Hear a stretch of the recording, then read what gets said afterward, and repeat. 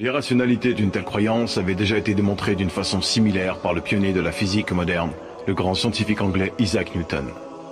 Il y a déjà plusieurs siècles, celui-ci avait réussi à faire comprendre à l'un de ses amis athées l'absurdité de sa croyance d'une manière très originale. Pour ce faire, il avait demandé à un mécanicien de fabriquer une reproduction miniature du système solaire. Les planètes étaient représentées par des billes qui tournaient grâce à un système compliqué d'engrenages et de courroies. Newton plaça ensuite cette reproduction sur son bureau de travail dans son cabinet.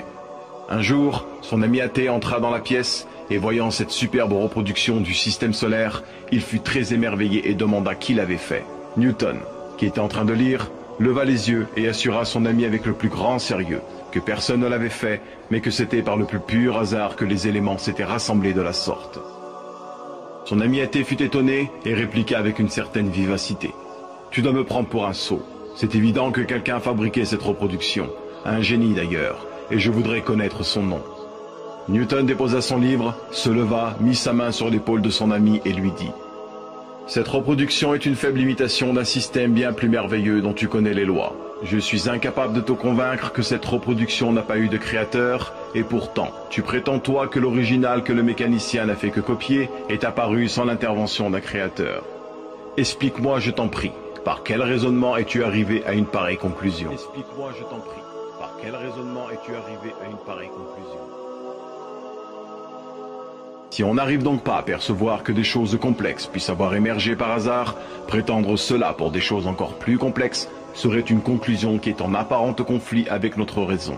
Comment pourrait-on concevoir que le système solaire soit apparu par chance, alors qu'on n'arriverait jamais à concevoir cela avec une simple reproduction?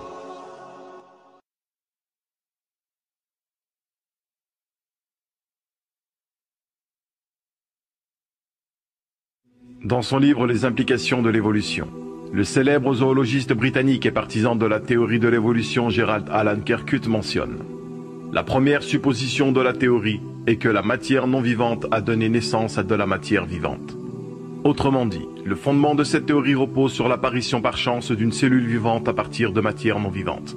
Il s'agit de la base de la théorie de l'évolution, qu'on appelle dans le domaine scientifique l'évolution chimique. Alors pour savoir si une cellule vivante pouvait émerger par hasard à partir de matière non vivante, de nombreuses expériences scientifiques ont été effectuées. La plus célèbre d'entre elles a été faite par le pionnier de la microbiologie, le célèbre biologiste français Louis Pasteur. Il conclut qu'un organisme vivant ne pouvait que provenir d'un autre organisme vivant. Par la suite, le grand médecin allemand Rudolf Virchow confirma l'expérience de Pasteur et conclua qu'une cellule vivante ne pouvait que provenir d'une autre cellule vivante du même genre. Ces expériences ont donné naissance à l'une des principales généralités de la biologie, la loi de la biogénèse.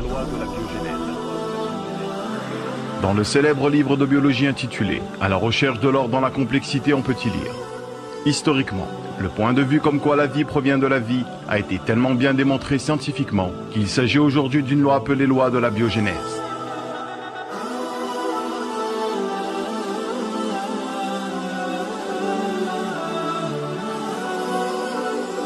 Il est donc impossible qu'une cellule vivante puisse avoir émergé à partir de matière non vivante par chance, car selon cette loi, une cellule vivante ne peut que provenir d'une autre cellule vivante. Le paradoxe est que les athées accusent souvent les croyants de baser leurs croyances sur la foi et non sur la science. Néanmoins, étant donné que les athées pensent que la loi de la biogénèse a été rompue dans le passé alors qu'ils n'en ont aucune preuve, ils basent donc leurs croyances sur la foi et non sur la science. Par ailleurs, une loi par définition ne peut être rompue car sinon ce ne serait plus une loi. Et en plus de tout cela, l'impossibilité d'une formation d'une cellule vivante se renforce encore avec la science des mathématiques. Voulez-vous connaître quelle est la probabilité pour qu'une protéine, l'élément de base d'une cellule vivante, puisse se former par des processus naturels aléatoires? Selon le microbiologiste américain Douglas Axe, dont les résultats ont été publiés dans le journal de la biologie moléculaire en 2004, la probabilité est d'une chance sur 10 puissance 74. Et d'après le célèbre mathématicien français Émile Borel, si la probabilité pour qu'un événement se produise est inférieure à une chance sur 10 puissance 50, alors nous devons considérer cet événement comme étant impossible. Mais en 2010, Douglas Axe effectua des recherches complémentaires qui ont été publiées dans la revue Biocomplexity. Et il apparaît que la probabilité la plus proche de la réalité est plutôt d'une chance sur 10 puissance 164.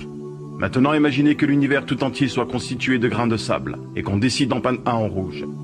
Eh bien, il a été calculé que la probabilité que l'on aurait à retrouver ce grain de sable rouge parmi tous les autres serait seulement d'une chance sur 10 puissance 96. Alors que dire d'une chance sur 10 puissance 164? Et on parle ici que d'une seule protéine, alors que le plus petit organisme cellulaire qu'il existe est composé d'environ 400 protéines. Et étant donné qu'il existe environ 20 acides aminés dans une protéine et que 10 en moyenne sont identiques, cela nous fait une chance sur 10 puissance 5035 pour que l'organisme le plus simple qu'il existe apparaisse par chance. Cela reviendrait à la chance que vous auriez à deviner un code PIN de plus de 5000 chiffres d'une carte bleue du premier coup. Et ceci n'est valable que pour la plus simple des cellules vivantes qui comporte seulement moins de 400 protéines. Alors imaginez une cellule qui comporte quelques milliers de protéines comme la bactérie Escherichia coli qui compose environ 80% de notre appareil digestif.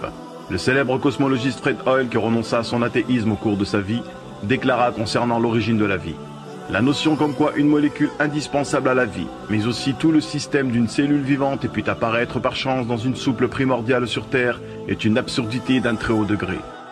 Le fondement de la théorie de l'évolution n'est donc pas supporté par la biologie ni par les mathématiques. D'une part car elle contredit la loi de la biogénèse, qui est l'une des lois fondamentales de la biologie, et d'autre part car il s'effondre avec les probabilités mathématiques.